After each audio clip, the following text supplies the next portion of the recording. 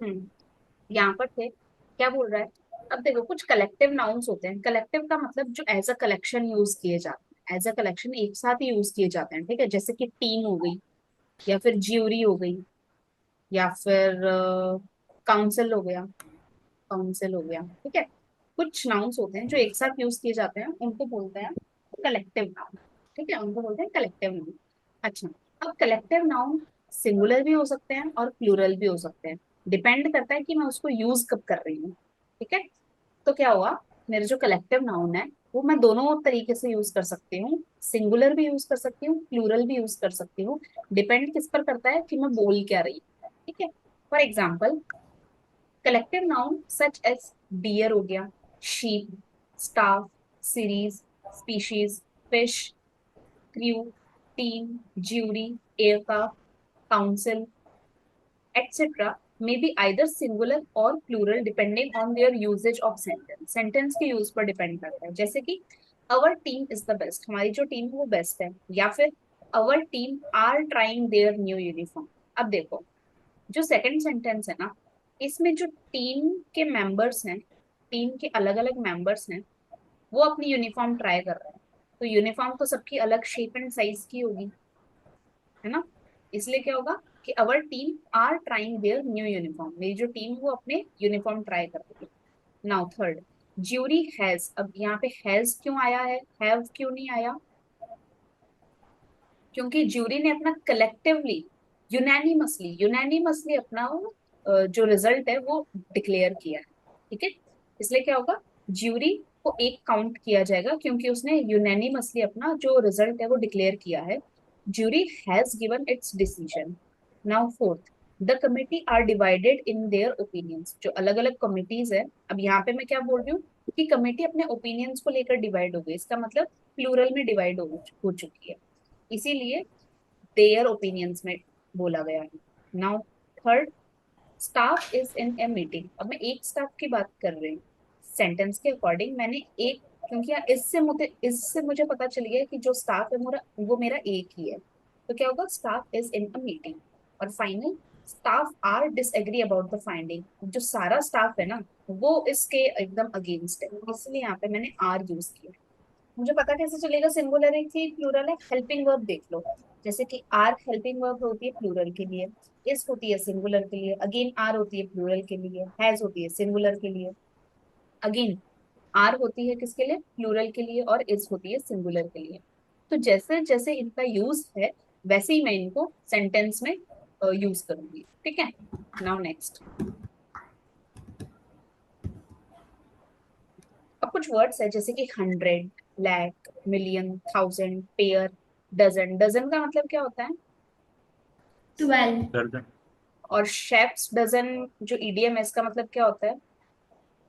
संख्या में तेरह। क्या? 13। हाँ, 13, ठीक है। या फिर स्कोर, डजन अगेन आ गया, एक्सेट्रा। 200, 300 डजन, 6000, ये सारे डेफिनेट है। अब देखो, मैंने ये सारे वर्ड है, इनके पहले अगर कोई नंबर लगा दिया, नंबर लगा दिया, इसका मतलब क्या हो गया कि मैं एक फिक्स अमाउंट ऑफ नंबर की बात कर रही हूँ, ठीक है। लेकिन मैं, मान लो कि मैंने बोला कि वहां पे 40 विमेन थी, 40 विमेन थी, इसका मतलब क्या हुआ कि मैंने फिक्स बता दिया कि 40 वुमेन थी। लेकिन अगर मैंने ये बोल दिया कि वहां पे लॉट्स ऑफ वुमेन थी, लॉट्स ऑफ वुमेन थी, तो यहाँ पे मैंने फिक्स नहीं बताया, मैंने बस ये बताया कि बहुत सारी औरतें थी, ठीक है। तो ये जो मेरे वर्ड्स होते हैं, अगर इनके पहले मैंने कोई नंबर फिक्स कर दिया तो ये डेफिनेट हो जाएगा। डेफिनेट का मतलब फिक्स होता है, इनडेफिनेट का मतलब जो फिक्स नहीं है ना। तो क्या होगा, जैसे मैंने बोल दिया कि 100 है तो कितना 100 है, 200 है। डजन है तो कितना डजन है, 3 डजन है। 1000 है तो कितना 1000 है, 6000। तो मैंने डेफिनेट, मैंने स्पेशली स्पेसिफिक कर दिया कि ये इतना है। अगर मैं नेक्स्ट की बात करूं, तो मैंने बोला डजन्स ऑफ वुमेन, इसका मतलब ये नहीं हुआ कि 12 वुमेन थी, इसका मतलब ये हुआ कि डजन्स में भी बहुत सारे डजन्स मिला के जब मैं काउंट करूंगी ना, तब उतनी वुमेन वहां पे प्रेजेंट थी, ठीक है। या फिर अगर मैं बोलूं मिलियंस ऑफ डॉलर्स, तो उसका मतलब बहुत सारे मिलियंस हो जाएंगे, इतने सारे डॉलर्स प्रेजेंट है। फिर मैनी पेयर्स ऑफ शूज, मतलब बहुत सारे शूज थे जो कि वहां पे प्रेजेंट थे। तो ये सारे के इनडेफिनेट है, फाइन। ओके, नेक्स्ट पे चलते हैं। Incorrect usage of noun. अब कुछ इनकरेक्ट यूज ऑफ नाउन हो गया। फॉर एग्जाम्पल, हम कभी कभी बोलते हैं कि वो तो मेरा कजिन ब्रदर है, वो तो मेरा कजिन ब्रदर है। तो ये रॉन्ग होता है। जो कजिन होता है वो अपने आप में ही शो करता है कि वो आपका कोई रिलेटिव का बेटा या फिर बेटी, दोनों में से कोई भी हो सकता है। ठीक है, तो बेसिकली उसको कजिन ही बोलते हैं, अगर वो लड़का है तब भी, और अगर वो लड़की है तब भी। ठीक है, तो हम ऐसा कभी भी नहीं बोलते ये मेरा कजिन ब्रदर है, हम यही बोलते हैं कि ये मेरा कजिन है। ठीक है, तो रॉन्ग क्या हो गया, जैसे कि कजिन ब्रदर हो गया या फिर कजिन सिस्टर हो गया, जबकि इसका राइट यूज क्या है, सिर्फ कजिन। अब रॉन्ग क्या हो गया कि बिग या फिर स्मॉल ब्लंडर। अच्छा, कल परसों एक क्वेश्चन में किया था ब्लंडर। ब्लंडर का मतलब क्या होता है?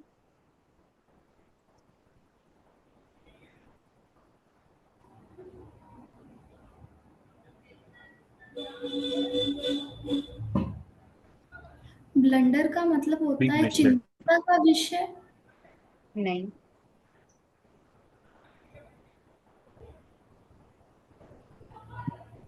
Big mistake. बिग मिस्टेक, भारी मिस्टेक हो जाना। ठीक है, तो ब्लंडर का अपने आप में ही मतलब होता है भारी मिस्टेक, बिग मिस्टेक। लेकिन अगर मैं ब्लंडर से पहले लगा दूं बिग ब्लंडर, तो इसका फाइनली मतलब क्या निकल के आएगा, बिग, बिग मिस्टेक।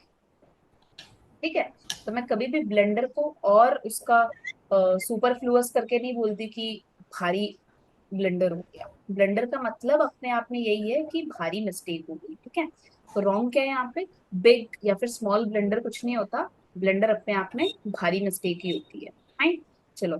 अब ब्रीज, ब्रीज का मतलब क्या होता है, जो कोई हवा है वो स्ट्रांगली चल रही है, ठीक है, तेज तेज चल रही है, उसको मैं ब्रीज बोलती हूँ। अब तेज तेज चल रही है अपने आप में ब्रीज का मतलब यही है, बट मैं उसके आगे स्ट्रांग लगा दूंगी तो वो सुपरफ्लुअस हो जाएगा। ठीक है, वो उसको एक बार और बोल रहा है, जबकि राइट वर्ड क्या है इसका, स्ट्रॉन्ग विंड, या फिर सिर्फ ब्रीज, या फिर सिर्फ ब्रीज। ठीक है, अच्छा, हम बोलते हैं कि भाई मुझे बुरा सपना आया। ठीक है, बैड, इंग्लिश में बैड ड्रीम नहीं बोलते, बुरे सपने को बोलते हैं नाइटमेयर। ठीक है, और इंग्लिश में जनरली बोलते हैं कि हम बहुत प्राउडी हैं, या फिर हम बहुत ही प्राउडी फील कर रहे हैं तुम पे। तो प्राउडी कुछ नहीं होता, प्राउड होता है। ठीक है, चलो, ये कुछ वर्ड्स थे जो जनरली हम डे टू डे लाइफ में गलत यूज कर लेते हैं, है ना। अच्छा, अब कुछ जेंडर्स होते हैं, कुछ जेंडर्स होते हैं जो दोनों होते हैं, मेल भी होते हैं और फीमेल भी होते हैं। ठीक है, जैसे कि मैंने बोल दिया कलीग, COLLEAGUE। इसकी एक स्पेलिंग में PY क्यों आया हुआ था कि इसकी करेक्ट स्पेलिंग बताओ। कलीग, जो हमारे साथ वर्क प्लेस में काम करते हैं, है ना। तो कलीग से कोई भी हो सकता है हमारे वर्क प्लेस में, हमारे साथ लड़का भी काम कर सकता है, हमारे साथ वर्क प्लेस में लड़की भी काम कर सकती है। ठीक है, तो कुछ वर्ड्स होते हैं जो क्या होते हैं, डुअल जेंडर के होते हैं, दोनों जेंडर्स में हम यूज करते हैं। जैसे कि टीचर हो गया, मेल फीमेल दोनों होती हैं। स्टूडेंट मेल फीमेल दोनों होता है। Child, clerk, advocate, worker, writer, leader, musician, etc. Also called dual gender because these nouns used in male as well as female sense, दोनों senses में use होते हैं।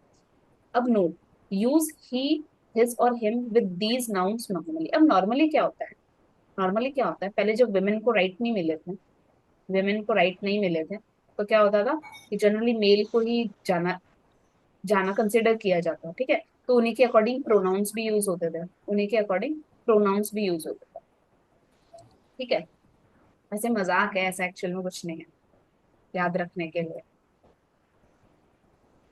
इसलिए क्या है, जो डुअल जेंडर है उसको बेसिकली हम किससे कंसिडर करेंगे,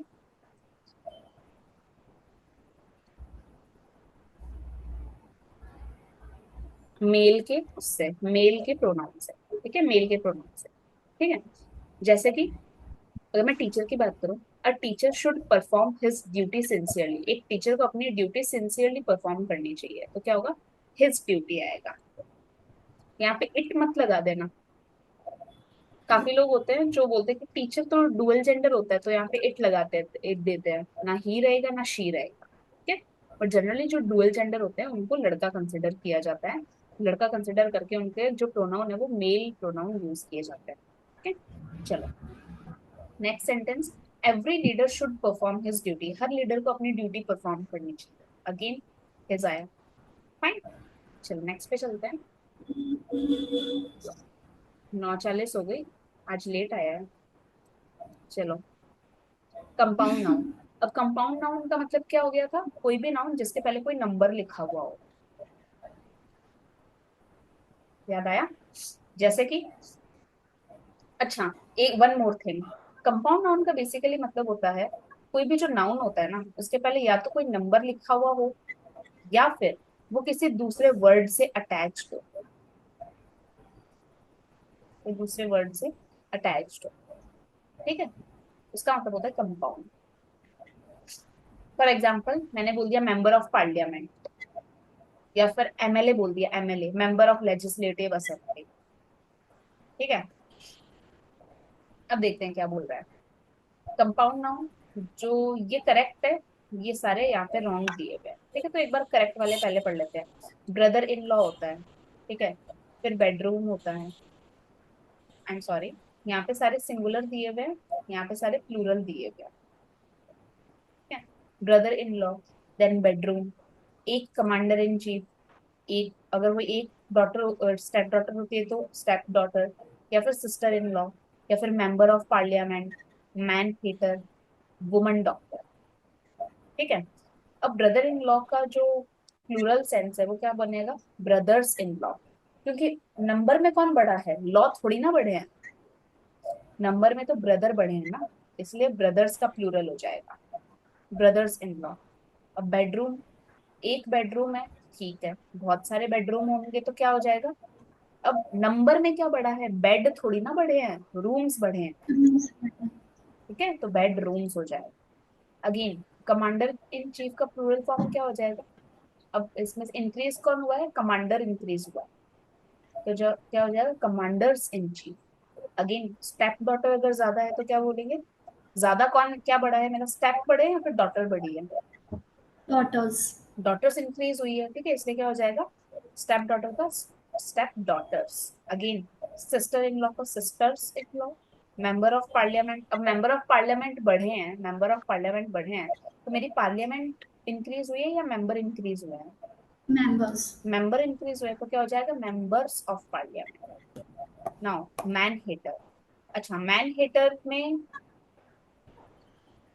एक यहाँ पे क्लियर करना चाहूंगी, दो वर्ड्स है हमारे पास, एक मैन है और एक हेटर है। अब आप तो बोलोगे कि मैन हेटर में अगर इंक्रीज करें तो इंसान को नफरत करने वाला बढ़ा है। ठीक है, तो ये मैन का तो MEN होना चाहिए, ये MAN का तो MEN होना चाहिए, इसका MEN क्यों नहीं हुआ?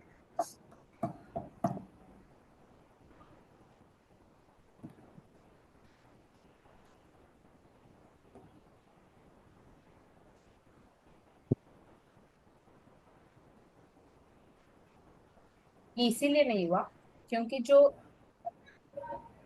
इंसान है ना, इंसान है, उसका जो हेटर है, उसका जो हेटर है, नंबर ऑफ हेटर्स इंक्रीज हुए हैं। ठीक है, हेटर इंक्रीज हुए हैं जो किसी इंसान से नफरत करते हैं, इंसान नहीं बढ़े हैं। ठीक है, सिर्फ हेटर बढ़े हैं जो इंसान से नफरत करते हैं, इसीलिए हेटर्स हुआ, मैन का मैन ही रहे, वो वाले हेटर्स जो मैन से नफरत करते हैं। ठीक है। अगर मैं बात करूं वुमन डॉक्टर की, वुमन डॉक्टर की, वुमन डॉक्टर की, तो वुमन डॉक्टर का मतलब क्या हुआ? वो वाला, वो डॉक्टर नहीं जो वुमेन का इलाज करता है, जो लेडी डॉक्टर है ना, उनकी बात हो रही है यहाँ पर। लेडी डॉक्टर की बात हो रही है। अब जब मैं इनका प्लूरल सेंस बनाऊंगी तो डॉक्टर बढ़ेगा, बिल्कुल बढ़ेगा, क्योंकि नंबर ऑफ डॉक्टर बढ़ रहे हैं, तो क्या हो जाएगा? डॉक्टर्स हो जाएगा। तो नंबर ऑफ डॉक्टर्स बढ़ रहे हैं तो नंबर ऑफ लेडी भी तो बढ़ेगी, क्योंकि वो अपने आप में एक लेडी डॉक्टर है, इसका मतलब क्या हो जाएगा? Ladies doctor. और इस सेंस में क्या हो जाएगा? Women. Women doctors. Fine, okay. कुछ नाउन्स के सिंगुलर एवं प्लूरल फॉर्म अर्थ पूर्णतया अलग होते हैं। कुछ नाउन्स होते हैं जिनका सिंगुलर का मतलब अलग होता है, प्लूरल का मतलब अलग होता है। फॉर एग्जाम्पल एयर, एयर का मतलब पता है हवा, बट अगर एयर्स हो जाएगा तो उसका मतलब होता है दिखावा करना। सेम, रिटर्न सिंगुलर है, इसका मतलब क्या करना, कुछ लौटाना, वापस करना। रिटर्न्स का मतलब क्या होता है, आय का हिसाब। फॉर एग्जाम्पल हम ऐसे नहीं बोलते कि income tax returns. Income tax returns, exactly, income tax returns. तो ये क्या हो जाएगा, आय का हिसाब हो जाएगा, राइट। देन अगेन, आयरन का मतलब लोहा, बट आयरन्स का मतलब होता है जंजीर, जिससे किसी को बांध के रखते हैं। SAND, सैंड का मतलब रेत, रेत, और सैंड्स का मतलब होता है रेगिस्तान। रेगिस्तान। अगेन, वुड का मतलब लकड़ी, वुड्स का मतलब जंगल। अगर आप लोग हॉलीवुड मूवीज वगैरह देखते हो तो उसमें जनरली कुछ वो कैरेक्टर आता है और पूछता है कि कहाँ है, वो कहाँ है, तो क्या बोलते हैं, he is out in the woods, out in the woods. Generally criminal को पकड़ने के लिए पुलिस ये वर्ड यूज करती है कि he is out in the woods. Out in the woods का मतलब क्या है, कि वो कहीं जंगल में छुपा हुआ है। आउट इन द वुड्स का मतलब कहीं जंगल में। और सिर्फ वुड का मतलब होता है लकड़ी। अगेन, हिंदी, गुड का, हम तो हिंदी डब दे दे। हिंदी डब, तो हिंदी डब मत देखो, वो प्लॉट भी चेंज हो जाता है मूवी का, और उसका पूरा मीनिंग भी चेंज हो जाता है। चलो, अब गुड की बात करते हैं। गुड का मतलब अच्छा, और गुड्स एंड सर्विसेज सुना होगा, goods and services. For example GST, तो GST का फुल फॉर्म क्या है, गुड्स एंड सर्विसेज टैक्स। ठीक है, तो यहाँ पे जो गुड्स है इसका मतलब होता है सामान। फाइन, चलो नेक्स्ट पे चलते हैं। सिंगुलर, अगेन कुछ वर्ड्स होते हैं जिनका सिंगुलर का मतलब अलग होता है, प्लूरल का मतलब अलग होता है। जैसे वाटर का मतलब पानी, वर्क का मतलब काम, फ्रूट का मतलब फल। बट अगर इनका प्लूरल बात करें तो वाटर्स का मतलब समुद्र। बचपन में वो गेम खेला है बिजनेस, एक बिजनेस पत्तों वाला गेम होता है जिसमें अलग अलग उसमें डब्बों में जाते हैं और कार्ड्स डिस्ट्रीब्यूट होते हैं। तो उसमें एक पत्ता होता है जिससे हम वाटर्स खरीद सकते हैं, वाटर्स खरीद सकते हैं, ठीक है। तो उसमें उस वाटर्स का मतलब होता है समुद्र। राइट। अच्छा, वर्क्स का मतलब साहित्य, या फिर फ्रूट्स का मतलब नतीजा। फाइन, ओके, नेक्स्ट पे चलते हैं।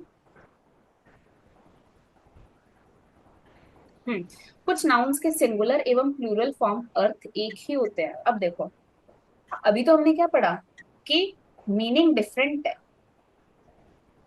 सिंगुलर एंड प्लूरल के मीनिंग डिफरेंट है। लेकिन अभी हम क्या पढ़ेंगे कि मीनिंग सेम है, परंतु प्लूरल फॉर्म में एक से अधिक अर्थ होते हैं। जैसे कि अगर मैं कस्टम की बात करूं, मैंने बोला कि हमारे तो यहाँ पे ऐसा कस्टम है, इसका मतलब हमारे यहाँ पे ऐसा रिवाज है। बट अगेन, कस्टम्स का मतलब क्या होता है, रिवाज भी होता है और सीमा शुल्क भी लगता है। अगर मैं एक बाउंड्री से दूसरी बाउंड्री गई तो मुझे कस्टम्स देने पड़ेंगे। मैनर का मतलब तरीका, मैनर्स का मतलब भी तरीके होते हैं, मैनर का प्लूरल फॉर्म ही होता है, लेकिन इसका ऑल्सो मतलब होता है शिष्टाचार भी होना। फाइन। पेन का मतलब दर्द, पेन्स का मतलब दर्द भी होता है और अथक प्रयास भी होता है, भारी प्रयास। फाइन। अगेन, क्वार्टर का मतलब एक चौथाई, वन फोर्थ, और क्वार्टर्स का मतलब कोई गवर्नमेंट रेजिडेंस, जो आपको रेजिडेंस रहने के लिए दिया गया हो। जैसे जनरली बोलते नहीं है कि जो एडमिनिस्ट्रेटिव ऑफिसर्स होते हैं वो अपने क्वार्टर्स में रहते हैं, उनको क्वार्टर्स मिला हुआ होता है। ठीक है, सो दैट इज वो वाला रेजिडेंशियल एरिया वाला। नाउ अगेन, LETTER का मतलब अक्षर, और लेटर्स का मतलब बहुत सारे अक्षर भी, या फिर साहित्य, या फिर चिट्ठी भी। ओके, नेक्स्ट पे चलते हैं।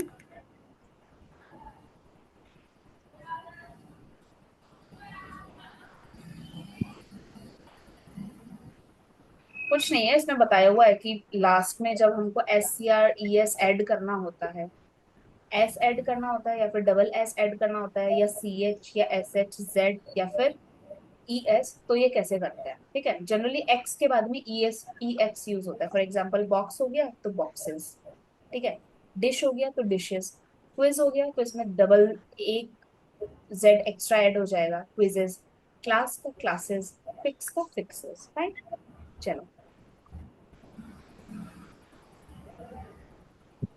अब कुछ एक्सेप्शंस हैं जिनका प्लूरल फॉर्म वो नहीं होता है, ठीक है। फॉर एग्जाम्पल मैंने बोल दिया कि स्टमक है, एक पेट, एक पेट, ठीक है। तो बहुत सारे पेट क्या हो गए, स्टमक्स हो गए। इनके पीछे ई एस नहीं जुड़ा, या फिर डबल एस ई एस नहीं जुड़ा। अगर एक सर्कल का रेडियस इतना होता है, जनरली 10th के मैथ्स में था कि दो सर्कल दे देते थे, दो सर्कल दे देते और बोलते थे इनका रेडियस निकालो। तो यहाँ पे दो सर्कल है इसीलिए वो यूज करते थे रेडियाई, तो मतलब दो रेडियस। फाइन। अगेन लोकस का मतलब, लोकस का जो प्लूरल फॉर्म हो जाएगा वो हो जाएगा लोकाई, और ऑक्स का हो जाएगा ऑक्से। फाइन। ओके, नेक्स्ट पे चलते हैं।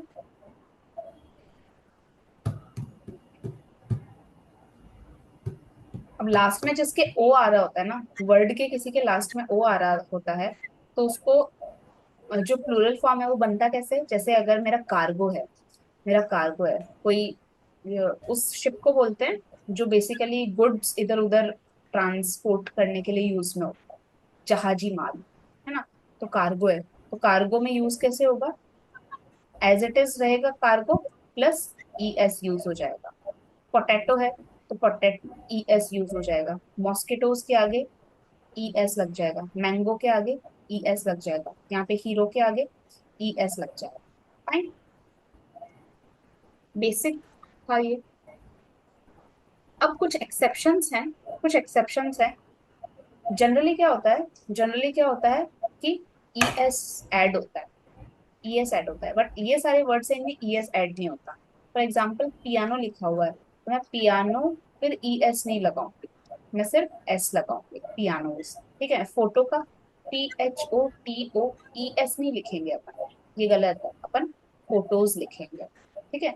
सोलो का सोलोज, डायनामो का डायनामोस, रेशियो का रेशियोस। फाइन।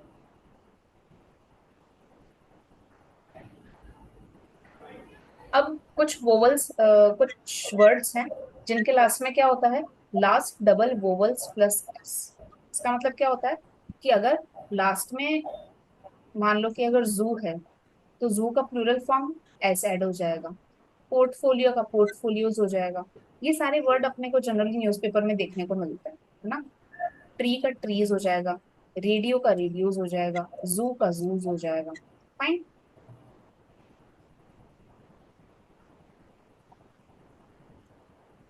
अब देखो जनरली लास्ट में जिनके वाई आता है ना, और कॉन्सोनेंट की साउंड आती है, जिनके लास्ट में वाई आता है कॉन्सोनेंट की साउंड आती है, उनके आगे आई ई एस जुड़ जाता है। फॉर एग्जाम्पल क्राई का C R I E S, city का C I T I E S, dictionary का ये वाई हट जाएगा और आई ई एस आ जाएगा। रिप्लाईज का जो आपको कभी मिलते नहीं है, R E P L I E S आ जाएगा, ठीक है। फैमिली का वाई हट जाएगा और आई ई एस आ जाएगा। फाइन। चलो, अगर ऐसी साउंड जो वोवल की है, वोवल की साउंड है, जैसे कि की में ये ई की साउंड है, मोंकी में ई की साउंड है, रे में ए की साउंड है, टॉय में ओ की साउंड है, वैली में ई की साउंड है, वे में ए की साउंड है।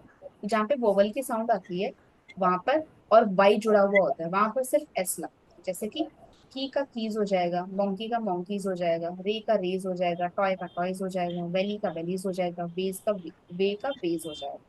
फाइन। ओके, नेक्स्ट पे चलते हैं। ये कुछ नहीं है, हमको बस सिखा रहा है कि एक सिंगुलर वर्ड का प्लूरल फॉर्म कैसे बनता है ना।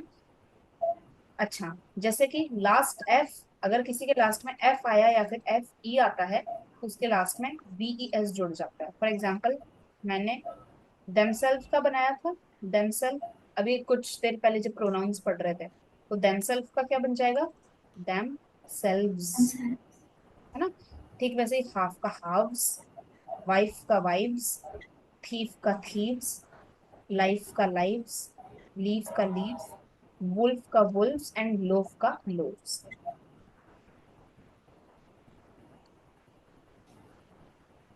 अगेन, बिलीफ का बिलीव्स, चीफ का चीफ्स, क्लिफ का क्लिफ्स, ड्वार्फ का ड्वार्फ्स, ग्रीफ का ग्रीफ्स एंड रूफ का रूफ्स। Oops. ये एक बार पढ़ लो तो बता देना।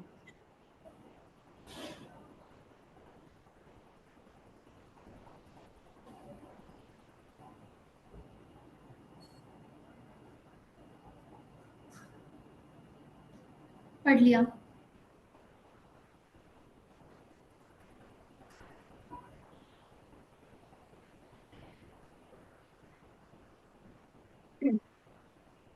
देन ओके, मैन का तो MEN हो जाएगा, टूथ का बहुत सारे टीथ हो जाएंगे, माउस का मतलब चूहा, चूहे का बहुत सारे चूहे हो जाएंगे, लाउस का मतलब बेसिकली होता है जू, जो बालों में जू। पड़ती है। ठीक, लाउस का लाइस हो जाएगा। एक लाइस ऑयल भी आता है, और एक लाइस वो कॉम्ब भी आता है। ठीक है, चलो। वुमन का विमेन, फूट का फीट, गूज बतख को बोलते हैं, और OSS का OSS। ठीक है, इसका ये अर्थ भी क्या एक होता है? वाटर एनिमल होता है, वाटर एनिमल होता है। ठीक है?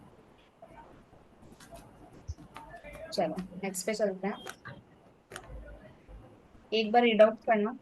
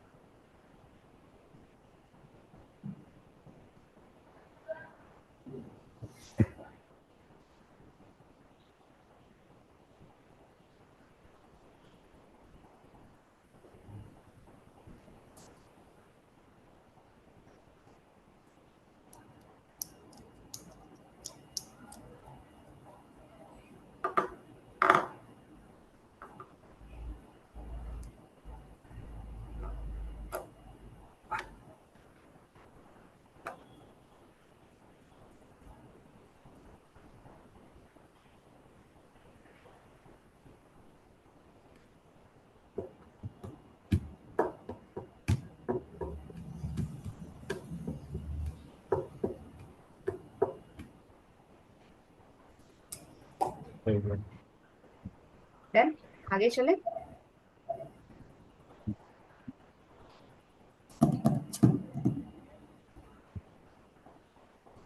इनको भी रीड आउट कर लो।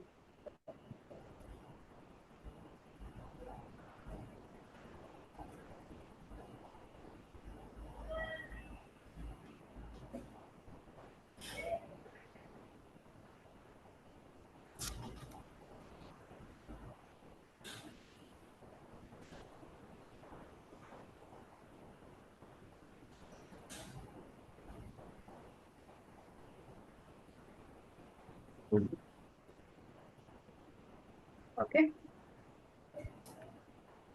यहाँ पर अपना प्रोनाउन खत्म होता है, प्रोनाउन सॉरी नाउन।